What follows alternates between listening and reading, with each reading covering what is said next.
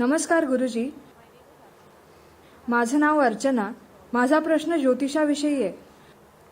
लग्नाच्या वेळी ते जन्मकुंडली जुळवतात आणि म्हणतात की मुलीमध्ये खूप दोष आहेत. तिचं आधी झाडाशी लग्न लावलं पाहिजे. अरे तो अगदी चांगला नवरा आहे. कुंभदोष आहे, तर अर्धकाल सर्प दोष आहे आणि बरंच काही. तर हे गरजेचं आहे का कुंडली जुळवणं? आणि हा गोत्राचा सगळा काय प्रकार आहे मला जाणून घ्यायचं. मला कुंडलीविषयी काही माहीत नाही, पण झाडाशी लग्न करणं ही चांगली कल्पना आहे. इतका स्थिर नवरा. पण नंतर ते झाड तोडायला सांगतात, तो खरं प्रॉब्लेम. तर मी ह्यापेक्षाही चांगलं स्थळ सुचवू शकतो. मी तुमचं लग्न डोंगराशी लावून देऊ शकतो. कायमच असणार बरं का तुमच्यासोबत. कधीच वाद घालत नाही तुमच्याबरोबर, कायम उपस्थित असतो. आदर्श नवरा, हो ना? तर आपण खूप जास्त बाऊ करतोय दोन लोक एकत्र येण्याबद्दल. शेवटी दोन लोकांना एकत्र यायचं असतं कारण काही गरजा असतात. ठीक आहे, शारीरिक गरजा असतात, मानसिक गरजा असतात, भावनिक गरजा असतात, सामाजिक, आर्थिक आणि इतर प्रकारच्या गरजा. ह्या सगळ्याला सुंदर पद्धतीने पूर्ण करण्यासाठी आपण काही व्यवस्था करतो, ज्यामुळे आपण ह्या गरजा पूर्ण करू शकतो जरा सुंदर पद्धतीने. कारण आपल्या गरजा काही वेगळ्या नाही आहेत इतर कुठल्या प्राण्यापासून या धर्तीवरच्या. त्याच गरजा आहेत. एवढंच आहे की आपल्याकडे ठराविक पातळीची बुद्धिमत्ता आणि संवेदना असल्यामुळे आपल्याला त्या सुंदर पद्धतीने पूर्ण करायच्या असतात. यालाच म्हणतात लग्न, बरोबर ना? हॅलो. लोक म्हणतात ते स्वर्गात बनतं, म्हणूनच मला वाटतं की ते फसतं. कारण मुळात दोन लोकांना एकत्र येण्यासाठी ग्रह जुळवणं खूप सोपं आहे. त्या सगळ्या गोष्टी ठीक करता येतात बरं का. पण ह्या दोन मूर्खांना जुळवणं कोणालाच माहिती नाही आहे ते कसं करायचं. जोपर्यंत तुम्ही या नात्यामध्ये ह्या हेतूने प्रवेश करत नाही की काहीही करून मी माझं सर्वोत्तम दिलं पाहिजे ह्या व्यक्तीला जी आत्ता माझ्या सोबत बसली आहे. जर तुम्ही कोणत्याही नात्यामध्ये या हेतूशिवाय उतरलात तर साहजिकच ते त्रासदायक होईल. जर तुम्ही दुसऱ्या कोणाकडून आनंद कसा पिळून काढता येईल ते पाहत असाल तर सुरुवातीला ते सगळं छान रोमॅन्टिक वाटेल. काही काळानंतर तो एक मोठा अनर्थ ठरेल. Not because stars are clashing. ग्रह जुळत नाही आहेत म्हणून नाही, केवळ ह्यामुळे की तुम्ही दुसऱ्यामधून आनंद पिळून काढण्याचा प्रयत्न करताय आणि ते तुमच्यामधून नक्कीच ह्यातून संघर्ष निर्माण होणार काही काळानंतर.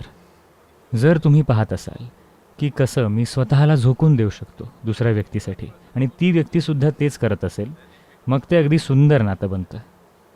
जर हे फक्त तुम्हीच करत असाल आणि दुसरा माणूस तितका प्रयत्न करत नसेल तरी तुमचं आयुष्य छान असेल, त्याचं आयुष्य गोंधळलेलं असेल. हो, कारण बघा, एक जोक सांगतो तुम्हाला, ठीक आहे? हा जरा गंभीर प्रश्न आहे, पण एकदा असं झालं, शंकरन पिल्लई विद्यापीठामध्ये होता.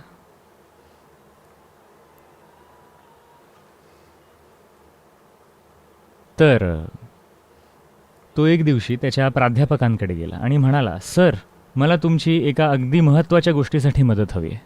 प्राध्यापक म्हणाले, नक्कीच, मी त्याचसाठी इथे बसलो आहे, सांग काय पाहिजे तुला.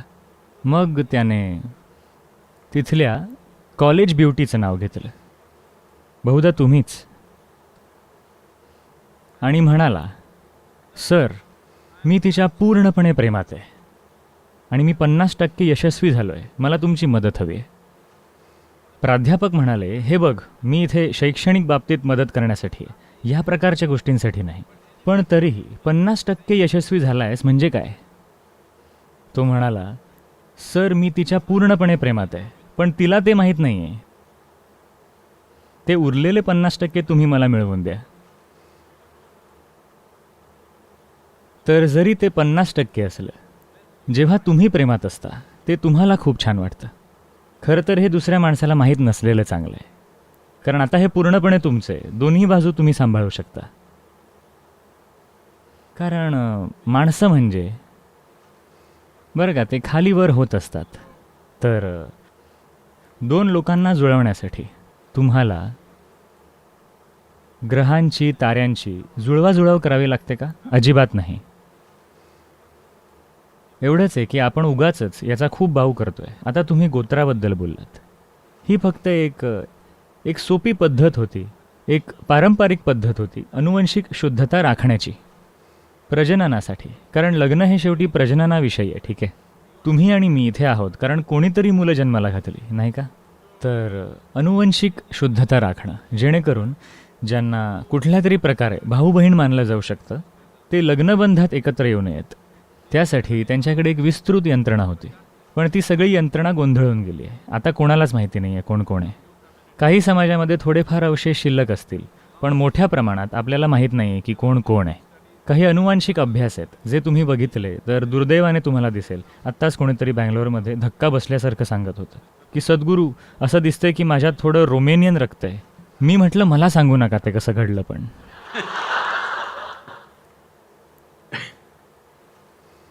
तर आपल्याला माहीत नाही की हजारो वर्षानंतर काय घडलं आहे.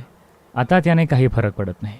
पण छोट्या समाजामध्ये जिथे लोक जवळजवळ राहिलेले आहेत तिथे हे राखणं महत्त्वाचं आहे. कारण जेव्हा बाकी सगळ्यांना असं वाटतं की ज्या माणसाशी तुम्ही लग्न करताय तो तुमचा भाऊ आहे, मग खूप अवघड होईल त्या ठिकाणी राहणं, बरं का?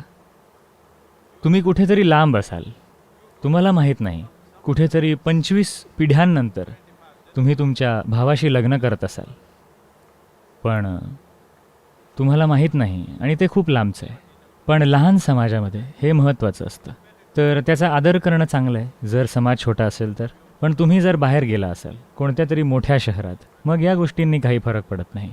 पण खेडेगावात हे महत्त्वाचं आहे कारण प्रत्येकजण प्रत्येकाला ओळखत असतात. सामाजिकदृष्ट्या ते अडचणीचं बनतं. तर तुम्हाला हवं त्याच्याशी लग्न करा. कारण जर तुम्हाला नको असलेल्या माणसाशी तुम्ही लग्न केलं तर तुम्ही तुमचं आयुष्य दुःखी कराल, दुर्दैवाने ते जीवनसुद्धा दुःखी कराल. मी त्या माणसाला वाचवायचा प्रयत्न करतोय.